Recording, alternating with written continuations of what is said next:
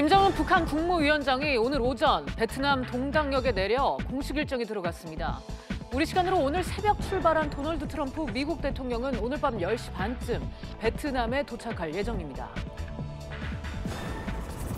최근 경기 둔화 조짐에도 남북 경제 협력에 대한 기대감이 높아지며 소비자 심리가 석 달 연속 개선됐습니다.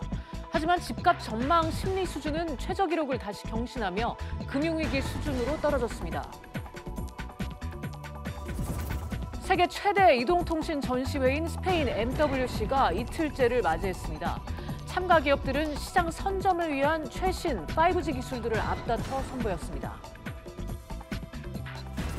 우리나라 주요 5대 기업이 소유한 토지 자산이 지난 10년간 2.8배 늘어난 것으로 조사됐습니다. 특히 2014년 삼성동의 옛 한국전력공사 부지를 인수한 현대자동차그룹의 토지 자산 가치는 10년 전보다 5배 가까이 늘었습니다. 이상이 시각 주요 뉴스입니다. 2차 북미 정상회담이 하루 앞으로 다가오면서 북한과 미국 두 나라 정상의 움직임 하나하나에 전 세계의 이목이 쏠리고 있습니다. 특히 김정은 북한 국무위원장이 조금 전에 베트남에 도착하면서 분위기는 점점 고조되고 있는데요. 취재기자와 자세하게 짚어보도록 하겠습니다. 이현승 기자 나와 있습니다. 이 기자, 김 위원장이 베트남에 도착을 했죠? 네, 김 위원장은 우리 시각으로 오전 10시 10분쯤 이 베트남과 중국의 접경 지역이라고 할 수 있는 랑선성 동당역에 전용 열차 편으로 도착했습니다. 김 위원장이 평양역을 출발했던 게 지난 23일 오후 4시 30분쯤이었으니까 66시간여 만에 이 베트남에 입성한 겁니다. 김 위원장은 마중 나온 베트남 정부 주요 인사들 또 시민들과 인사를 한 뒤 곧바로 전용차 편으로 하노이를 향해 출발했습니다. 이 동당역에서 하노이까지 거리가 한 170km 정도 되거든요. 그러니까 차량으로는 한 2시간 30분 정도 걸릴 것으로 보입니다. 네. 김 위원장의 숙소는 하노이 시내에 있는 이 멜리아 호텔로 확정됐습니다. 그렇군요. 도널드 트럼프 미국 대통령은 오늘 밤에 도착할 것 같다고요? 네, 그렇습니다. 주요 외신들은 트럼프 대통령이 우리 시각으로 오늘 새벽 워싱턴 DC를 출발을 했고 또 오늘 밤 10시 30분쯤 이 하노이에 도착할 것이라고 전했습니다. 김 위원장과 트럼프 대통령은 내일 저녁 하노이에 열리는 만찬에서 이번 회담 일정 가운데는 처음으로 만날 예정인데요. 트럼프 대통령은 내일 오전에 응우엔 푸종 베트남 국가주석과 응우엔 수엄푹 총리를 먼저 만나고요. 앞서 말씀드린 것처럼 내일 저녁 이 김 위원장과의 만찬을 통해서 이 북미 정상회담의 일정을 본격적으로 시작할 것으로 보입니다. 네, 미국과 북한 두 정상이 만찬을 하는 거는 이번이 처음이라면서요? 네, 지난해 6월에 싱가포르에서 열렸던 1차 북미 정상회담에서는 이 오찬만 열렸었거든요. 그래서 만찬은 이번이 처음인데요. 미국 측에서는 마이크 폼페이오 국무장관과 믹 멀베이니 백악관 비서실장 대행이 배석을 하고요. 김 위원장 측에서는 김영철 노동당 부위원장 외에는 아직 참석 명단이 공개되지는 않았는데 김 위원장의 여동생인 김여정 노동당 제1부부장이 자리할 가능성이 관측되고 있습니다.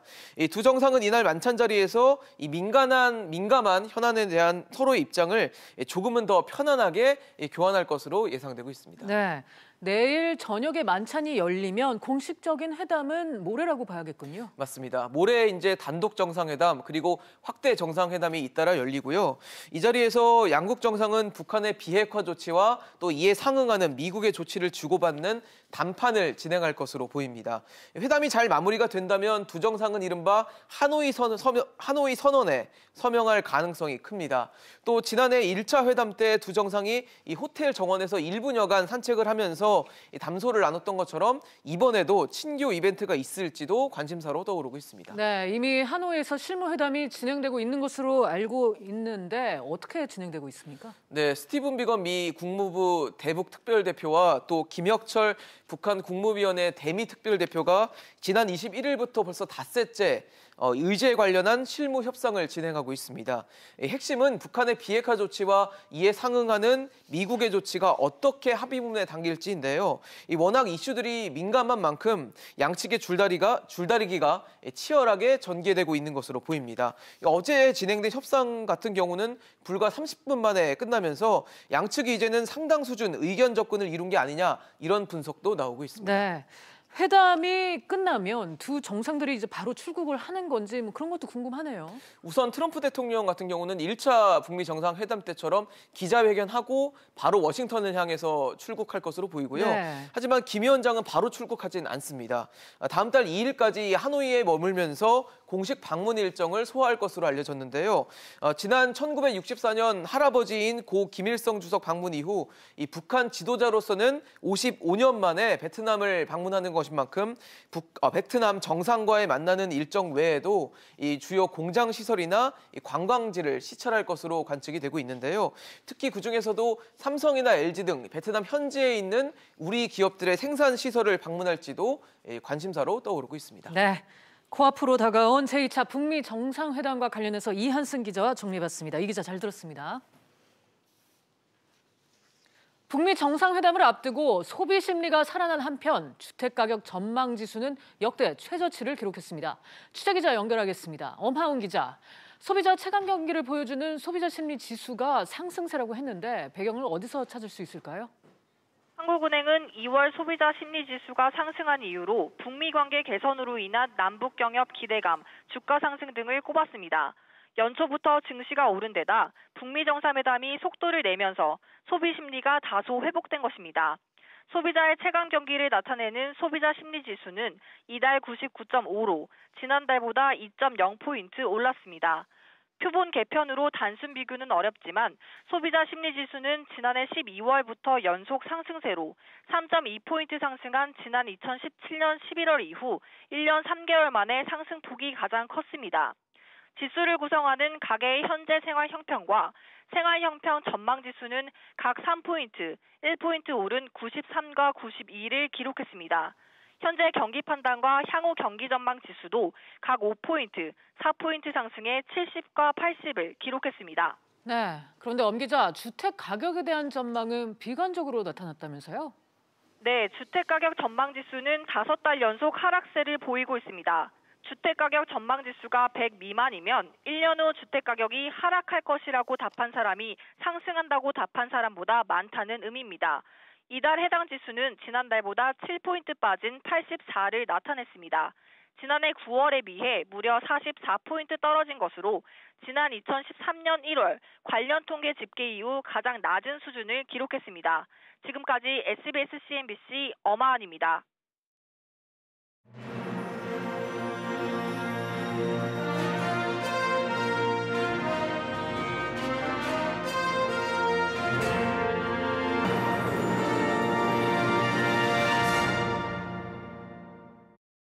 세계 IT 기술의 변화를 한눈에 볼 수 있는 MWC 2019가 스페인 바르셀로나에서 열리고 있습니다. 저희 특별 취재팀이 현장에 나가 있는데요. 현재 분위기 알아보도록 하겠습니다. 우형준 기자 전해주시죠. 제가 서 있는 이곳은 5G로 연결된 방송국입니다. 일반 방송국과 다른 점은 바로 이 작은 가방 하나만 있으면 안방까지 UHD로 생중계 화면을 즐길 수 있는 겁니다. 이처럼 5G 시대에는 문화, 산업까지 다양한 변화들을 예고하고 있는데요. 먼저 달라지는 5G 시대를 김한진 기자가 짚어봤습니다. 전 시장을 감싸는 하모니. 5G 로봇이 만든 선율입니다. Erase the music notes by the program. So the program do the translation. So translate the normal music notes into the codes the robots can understand.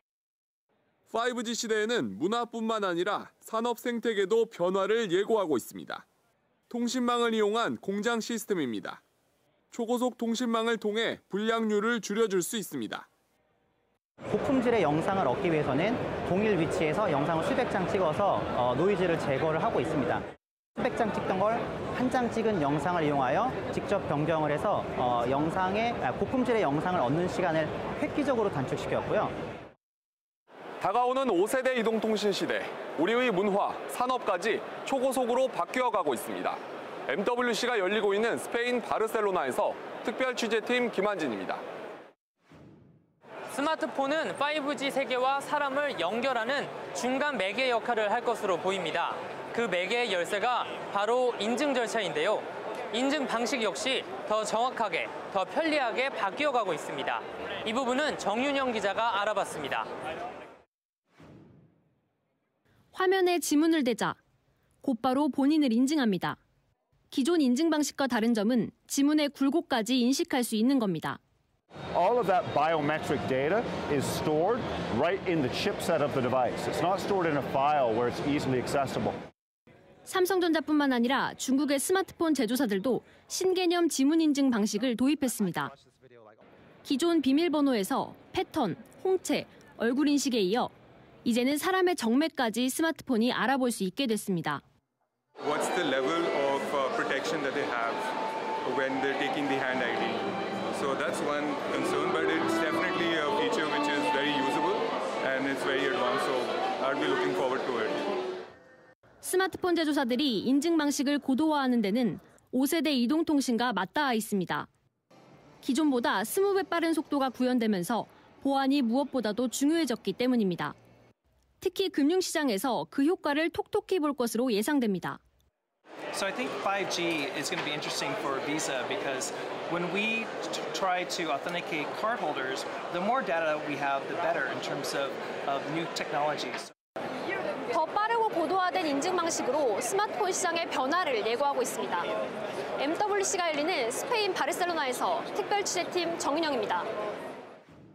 이번 MWC에서는 다가오는 5G 시대에 대한 변화를 엿볼 수 있었습니다.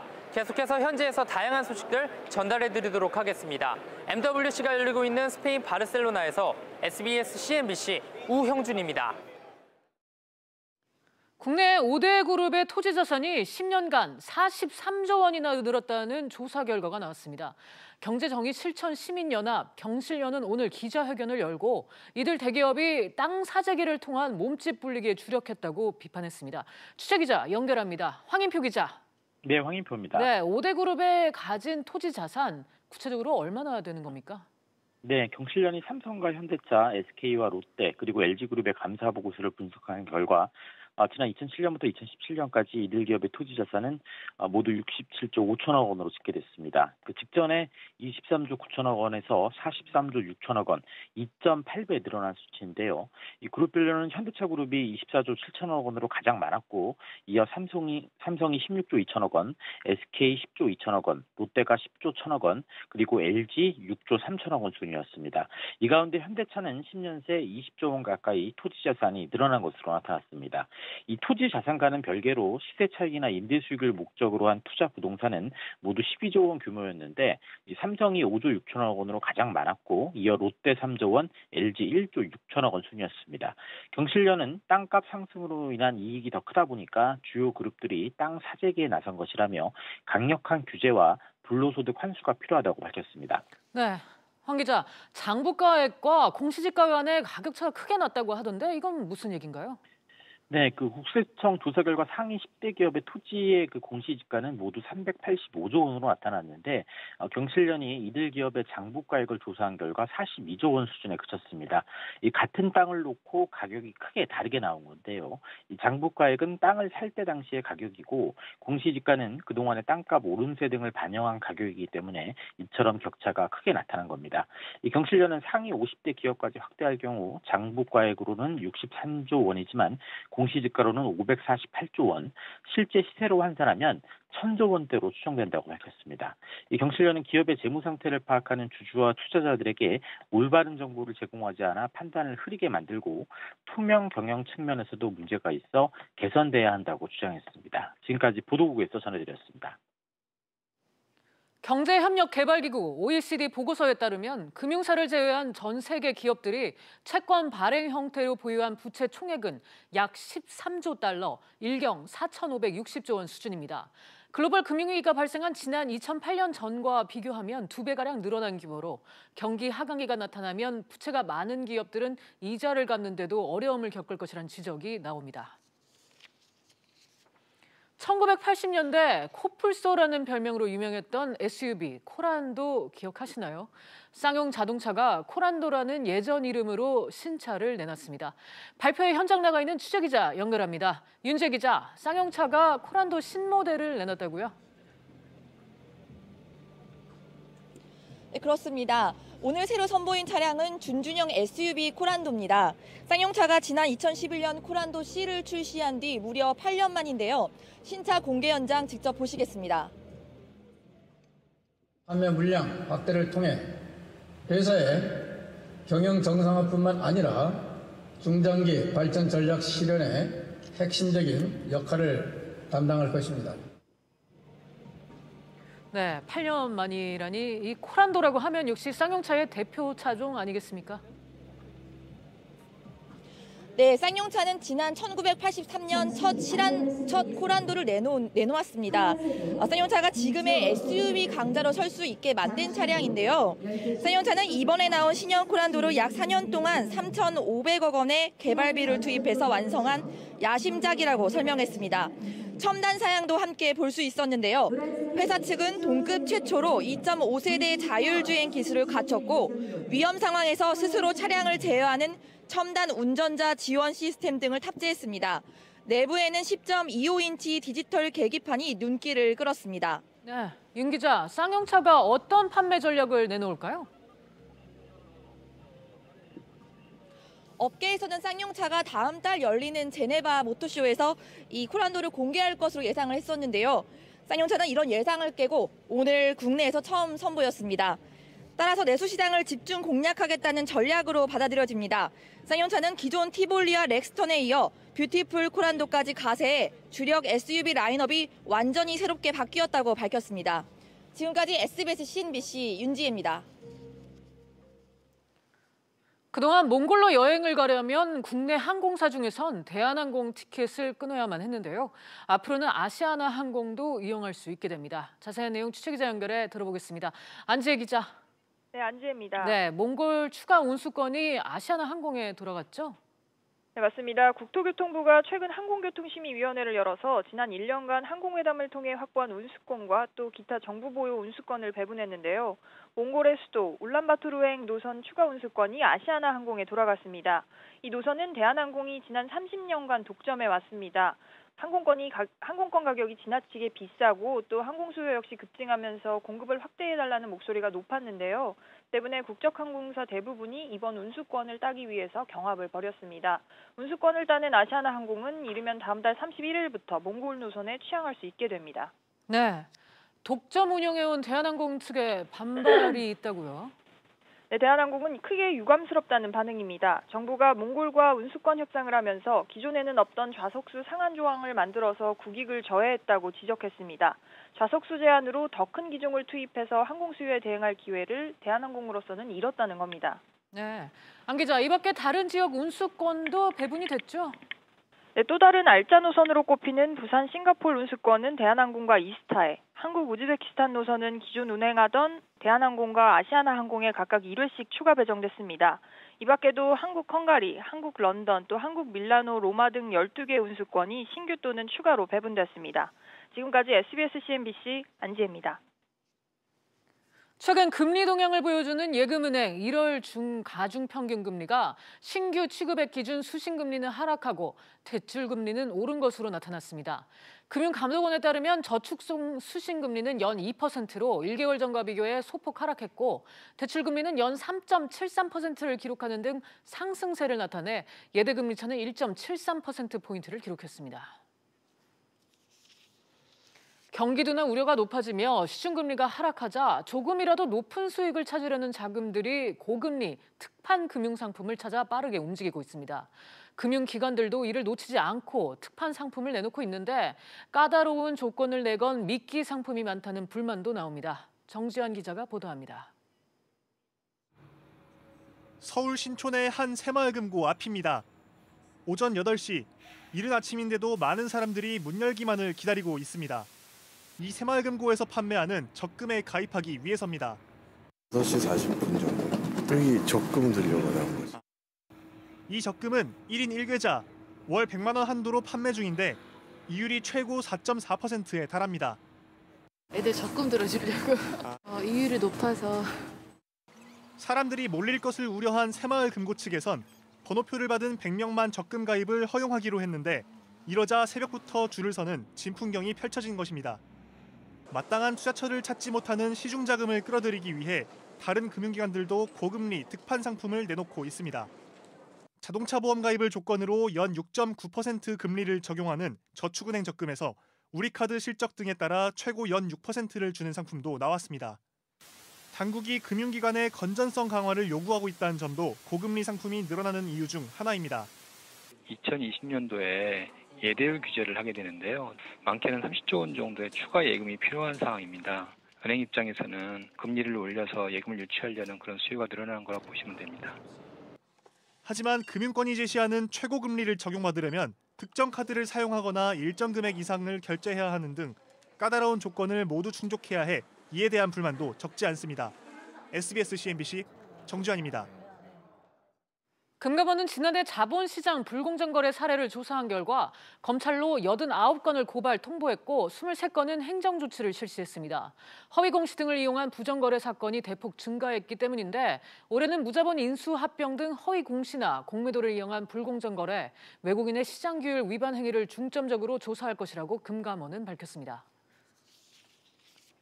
채소는 흙이나 벌레, 알 등 때문에 보통 씻어서 보관을 하죠. 그런데 이 씻은 채소를 실온에서 보관하면 대장균 등 유해균이 크게 증가한다는 연구 결과가 나왔습니다. 취재기자 연결하겠습니다. 이한나 기자. 네, 이한나입니다. 네, 냉장고에 넣지 않고 그대로 두면 유해균이 급격히 늘어난다고요?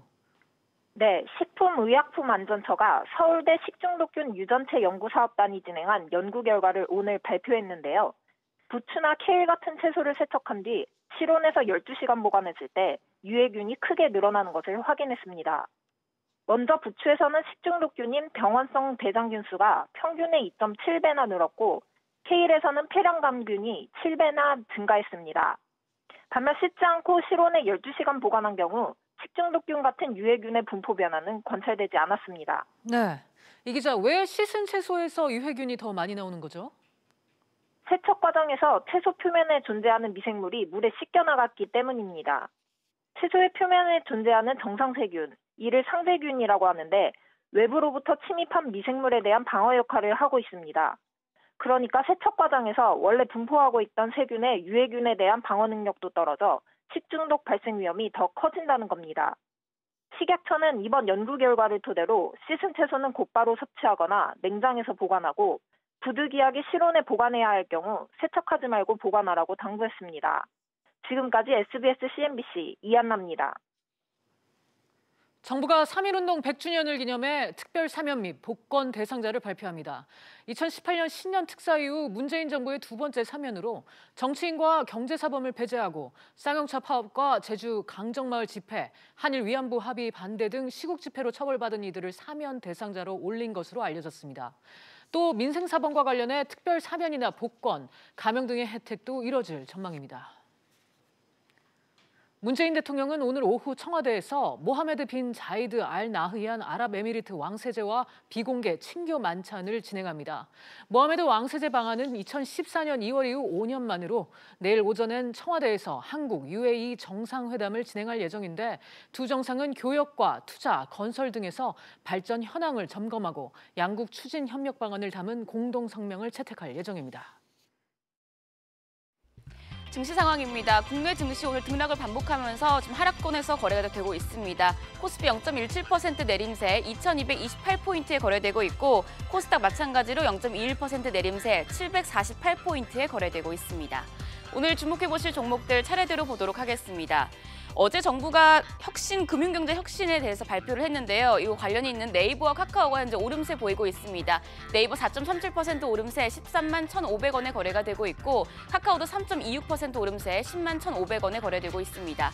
아시아나항공도 상승세 보이고 있습니다. 몽골 운수권을 획득했다는 소식이 호재로 작용한 모습인데요. 현재 2.7% 오름세 4,325원에 거래가 되고 있습니다. 신세계 같은 경우에도 오름세 보이고 있습니다. 온라인 통합법인인 SSG닷컴이 오늘 공식 출범을 하는데요. 이 영향으로 1.38% 오름세 29만 4천원에 거래되고 있습니다.